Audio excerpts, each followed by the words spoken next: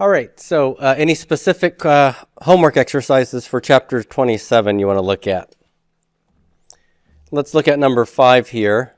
Why don't we read this together? Repeat after me. Vayikra elav Adonai lemor daber el bnei Yisrael v'amarta alehem al tevakashu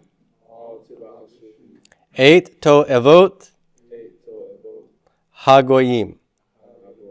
All right. So I have Vayikra elav Adonai. What type of a verbal form is Vayikra? It's a WCI verb. Very good. With that yod prefix before my 3 root letters and nothing after it, it is what person, gender, number? 3ms. Excellent. And look at the vowel pointing. We want to know whether this is the kal, nifal, pl, pual. I've got a Keurig, an I-class vowel under the prefix, and a silent shiva under the root 1. Which stem, and only one stem does this, which stem is it?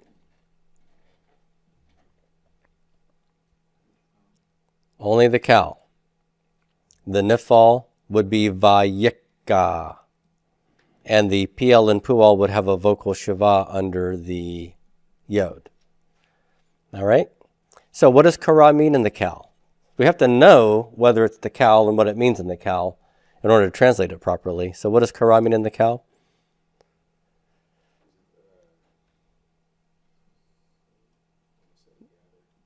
No, it's not to gather. To call. To call or summon, one way to translate it. It could also be to name, if the context would suggest that. Here, we'll go with call for now. So, he called. Now, is there an overt subject, or do I have to just use the 3ms pronoun he? Do we have a subject here? Anything masculine singular in the context that might be the subject? Adonai over here could be the subject, right? Adonai called elav. This is a preposition that means what? What's el?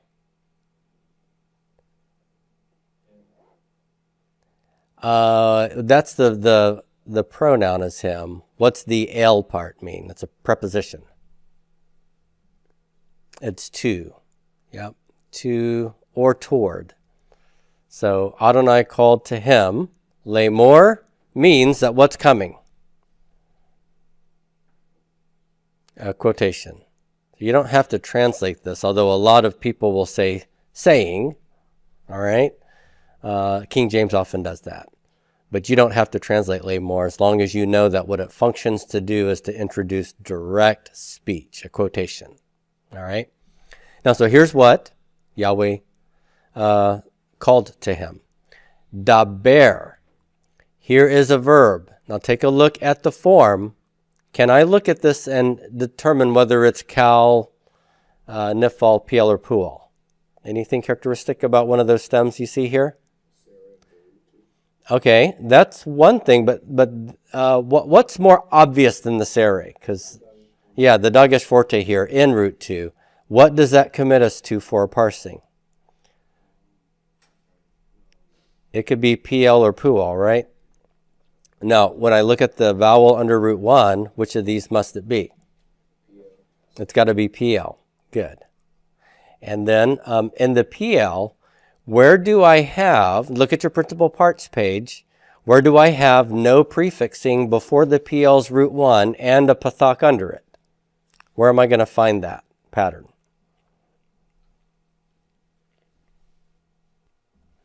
So based on the principal parts page, this could be the PL imperative, infinitive construct, or infinitive absolute. Okay? If it's imperative, there's no ending, so which person and gender and number would that imperative be?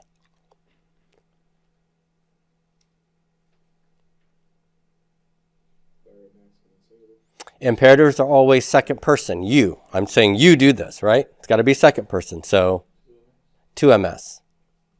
2ms. 3ms is he, right? 2ms is you, man. Okay, so if this is a command, he's saying what? What's the PL of the var mean? Speak. Yeah. So if it's an infinitive construct or infinitive absolute, we wouldn't usually expect it to be at the beginning of a clause like this. Infinitive absolute, maybe if it's functioning like an imperative, but here the form already matches an imperative form for us. So we can try the imperative one out as our supposition here. Speak. Now here's the same L that we had over here, but there's no pronoun attached to it like we had over here. Speak where? To Bnei Yisrael, the sons of Israel. There's no article with Bnei. Why am I saying the sons of Israel? Because Israel's definite and this is a construct chain, right? I've got the Canadian ending here. And if the thing 2 is definite, that makes thing 1 definite. So speak to the sons of Israel, v'amarta, and say to them. Now, what form of amarta or v'amarta are we looking at here? Where's my 3 root letters? Amar. Ta on the back side. Is that the prefix conjugation or the suffix conjugation kind of pattern? Remember what the suffix conjugation is the perfect. The prefix conjugations would be imperfect and jussives, and this is the perfect conjugation. But I also have a vav in front of it. So this is a WCP with what person, gender, number is ta? It's 2ms. Good. And is this the cal, nifal, pl, pual? I have the long A under root 1 and the short A under root 2. That's the good old cal, isn't it? So if this first verb is an imperative, the WCP form will usually continue the nuance of that one, which is why we want to translate this as an imperative as well, or with imperatival force. Speak and say, Alehem, to them. This is the same L in Elav and the same L of El B'nai. All right? So this has got a compound shavah because I've got a pronoun that pulls the stress all the way to the end. So, and say to them, and then there's a quote inside a quote. Al tavakesh. Okay, what does that mean? What's all? Yeah, this is a negator, right? Don't do something. Tavakashu. What does the verb bakash mean in the stem that we have here? To seek. Okay, so there's bakash. I have a vocal shiva under the nutty prefix here. Which stem takes vocal shiva under the prefixes? This is the imperfect, but is it the cal, pl? What are we looking at here? Which one takes vocal shiva there? The pl and the pual. Okay, both of them have vocal shivas under the nutty prefixes. Which one takes the A-class vowel under root 1?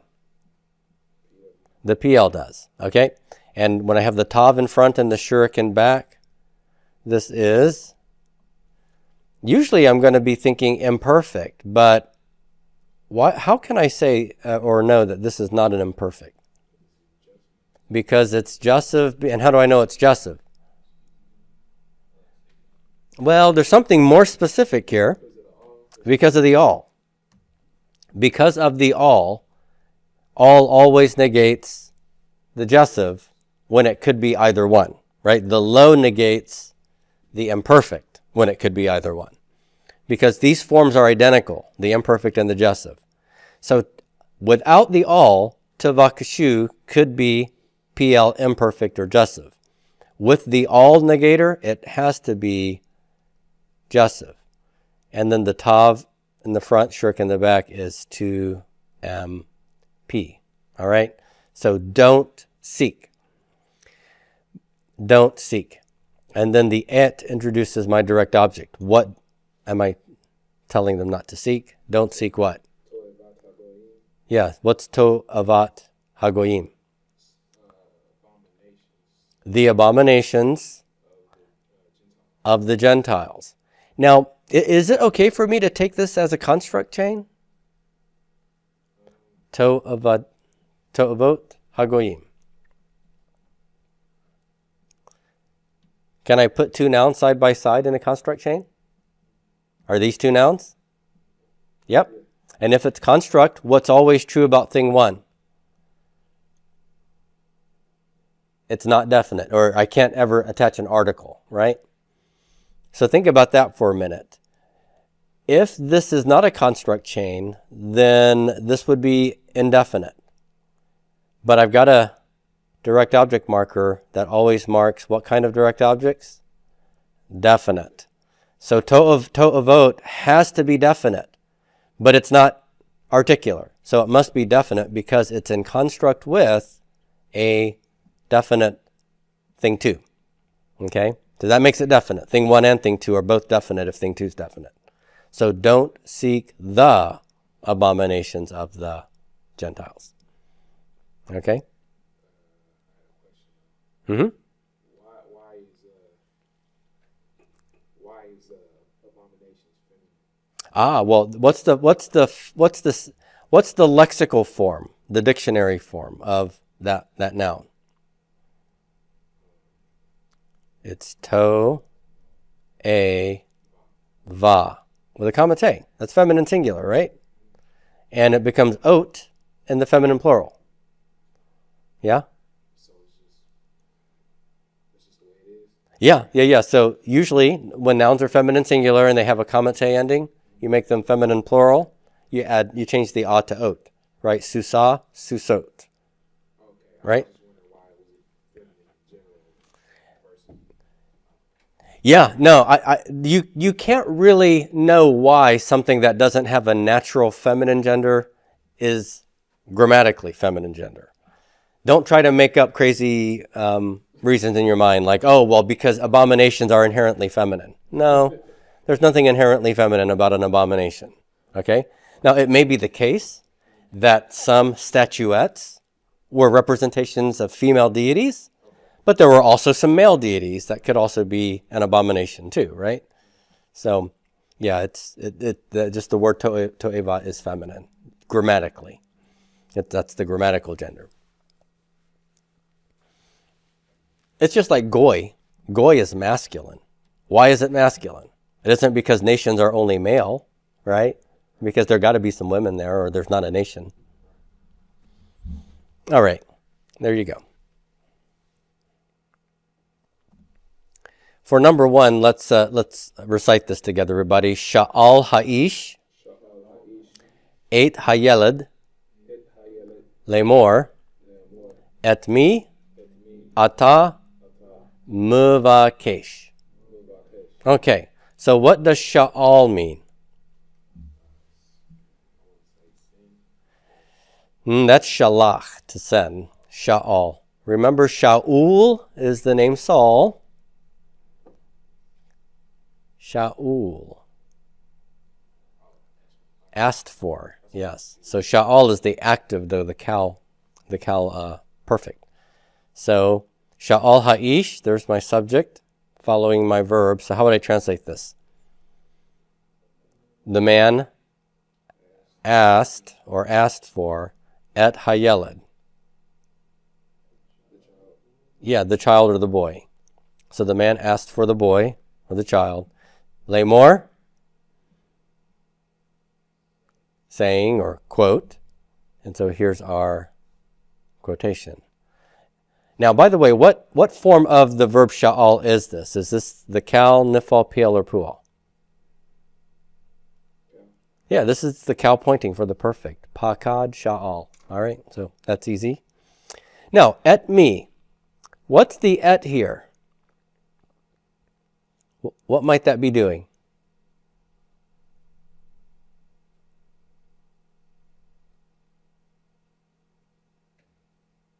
There's two functions that the et could play. It could mark what? Direct object, Or et could be the preposition meaning with. So how would I know whether it's marking a direct object or functioning as the preposition with? I need to know if the verb is a verb that takes a direct object. So look at our form here. We have ata muvakesh. What's ata mean? You. This is the 2ms pronoun. You. Muvakesh. We're missing a copula here. You are muvakesh. What's my verbal root? Bakash. And what do you see in root 2? Dagesh forte. So what kind of verb form might this be in terms of the stem? PL or pual. Look under root 1. That's a PL. It's a pathak, A-class vowel. Which verb forms in the PL get a mem prefix with a vocal shava? The participle. So if it's PL, it's active. What does bakash mean? Yeah, seeking. So what you seeking, or no, excuse me, who at me you are seeking. So the seeking typically take a direct object. If I said, hey, John's seeking, you want to know what? Because that verb usually has a direct object associated with it, right? So that means that this is probably a direct object marking et. And so me is probably my direct object. So whom, using our proper English, whom you are seeking. That is, whom are you seeking? You are seeking whom? Direct object. Okay? Does that make sense? So whom are you seeking? All right. Let's look at number 3. I have bakashu. Bakashu. Now we had bikashu over here. Bikashu. We said that was PL perfect. Now I have bakashu with the dagesh forte. That is PL but not perfect because of that vowel under root 1, right? What form must this be? Bakashu.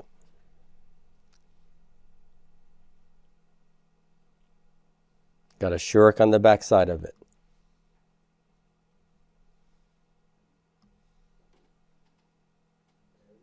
Yep, it's the imperative, right? Okay, so PL imperative, and if it's imperative, shuruk is which person, gender, number?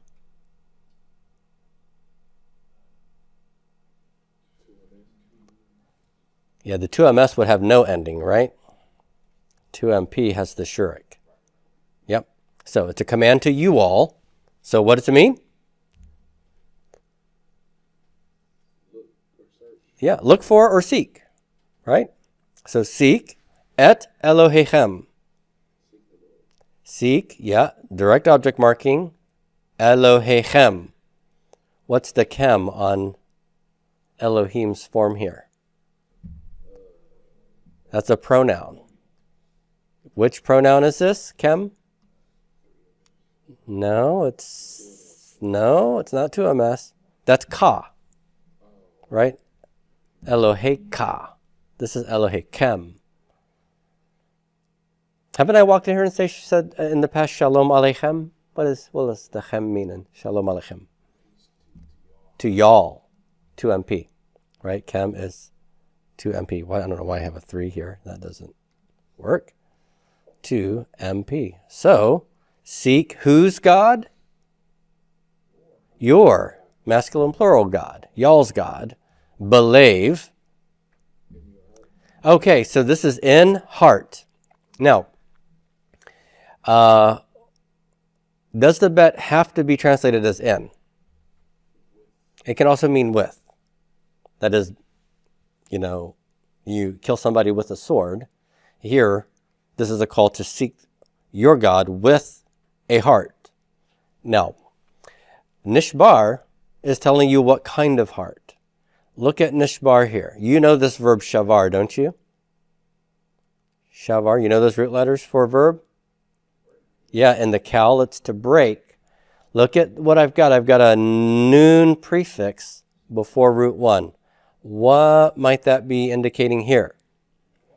This could be a nifal. Now look at your nifal principal parts. Where do I have a long A under the theme as a theme vowel with root 2 in the nifal forms? Which nifal form has a kametz under root 2? There's only one place, the participle. Okay, got a pathak in the cow nifal, in the nifal perfect. I have a kametz nifal participle, masculine singular, no ending, right? Because lave is masculine singular, and this participle follows the noun and agrees with the noun in gender, number, and definiteness. What kind of participle use is this? If it goes after the noun and agrees in gender, number, definiteness, it's attributive. It's attributive. So with a nishbar lave, with what's just broken. Yep, the callus to break, nifal broken for the participle meaning. So seek your God with a lave nishbar, with a broken heart. What else are they commanded to do? V'ivduhu. V'ivduhu. There's my verb avad. And I have a shurik followed by a hu. The shurik tells me who the subject is. Hu tells me who the direct object is. Which form of the verb is this? Ivdu. Ivdu.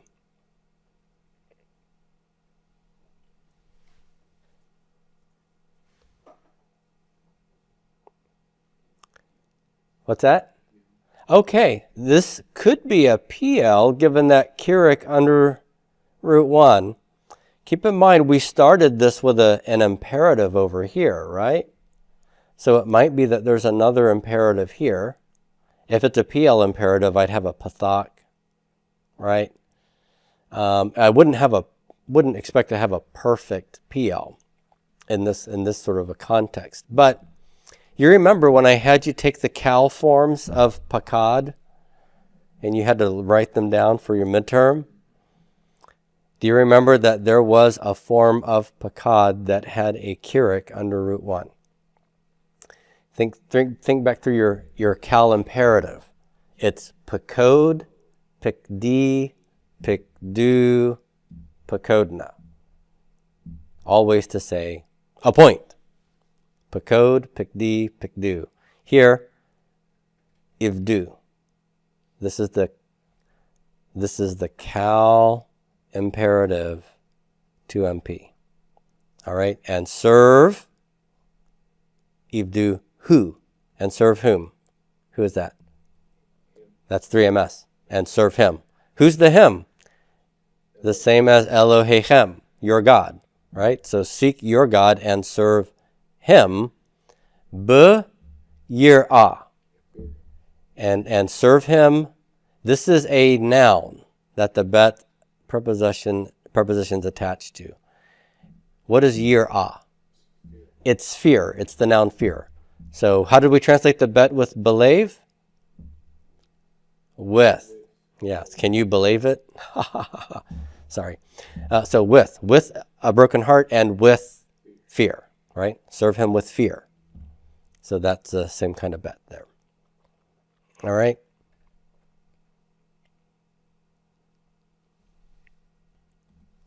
In number 10, it says, Ko Amar Adonai. What does that mean? You'll see this a lot in the Hebrew Bible. What's Ko? Thus. Amar Adonai? Yeah, thus saith the Lord. Thus has Yahweh spoken. Elohei Yisrael? The God of Israel. All of this goes together, okay? Yahweh, the God of Israel, has spoken thus. And then here's what he has said. Shalach et ami. What's shalach? To send. Good. Look at the form. I've got a dot in the lamed. What is that? Yeah, it's a dagesh forte. You sure that's a PL? Yeah, there's no U class under root 1. It's an A class. So that is a PL. And which forms of the PL have no prefixing and an A class vowel? The PL perfect has an I class vowel with no prefix. It's the imperative and the two infinitives, right?